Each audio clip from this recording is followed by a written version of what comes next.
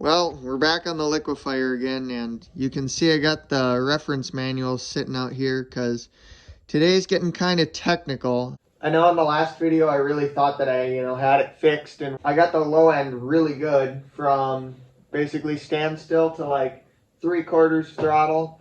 Perfect, runs fine. You get to 3/4 throttle and then it's still doing good. Any more than that and it just kind of loses power. Like it doesn't want to do anymore.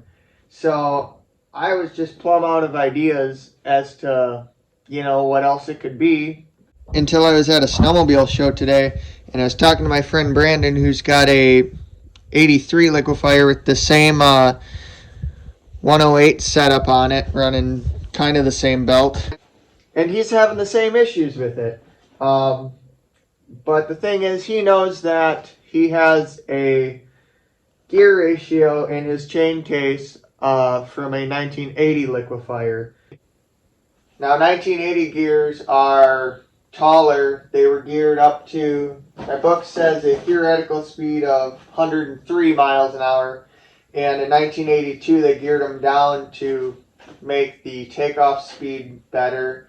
And that's only got a theoretical speed of 88 miles an hour. So you lose a little on the top end, but what we're kind of thinking is that the 108 is a lot heavier clutch and the engine just doesn't have enough horsepower to spin that big of a clutch and reach that top speed.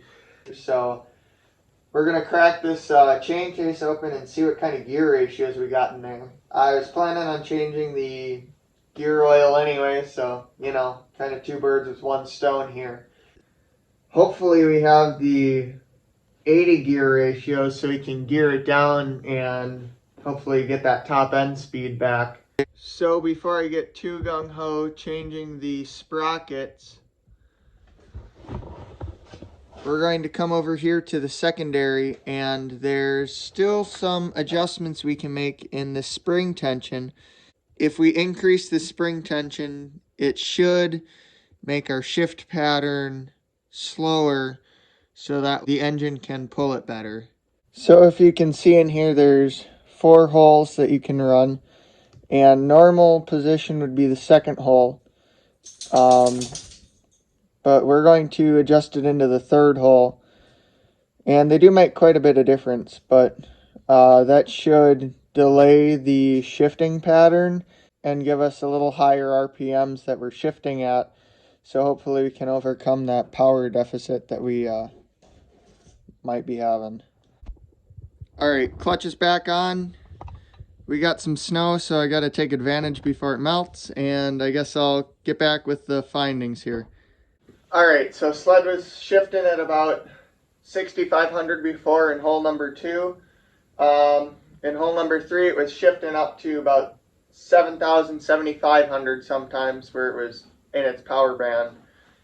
And we didn't really fix the top end issue. We can still only hit 60 miles an hour and that's about it. I'm going to set that clutch back to hole number 2 and we're going to hop over and take a peek at that chain case now. Let's pop that case cover off.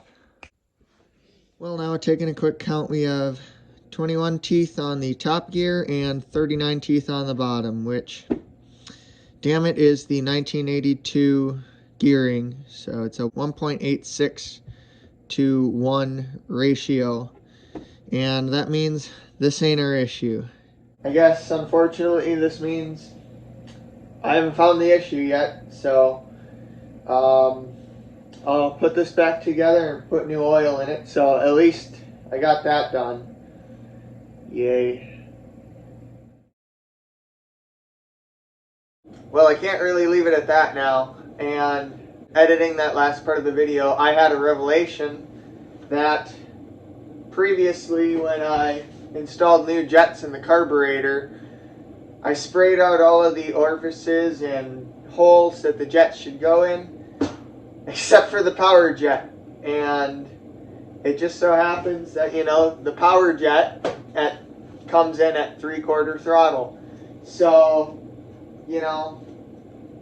I guess I just overlooked it. But that's going to be our last ditch effort because I really have no other ideas. I guess highway. Well, this is the power jet tube, and I don't know if you'll be able to see it, but fuel is moving up and down in there. So the other carb's the same way. Power jets ain't the issue. I did pop this carburetor open just to have a look-see, and one thing I did notice was that this float arm was set a little bit up.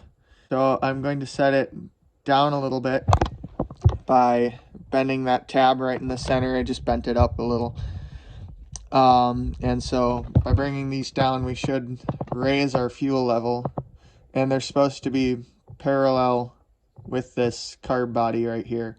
So I think right there is about good. On the mag side carburetor, the float lever arm, normally they're supposed to be even like this. They're kind of offset like that. And, you know, I rejetted the carbs before, and I set the float height, but I must have set it to the high one over here.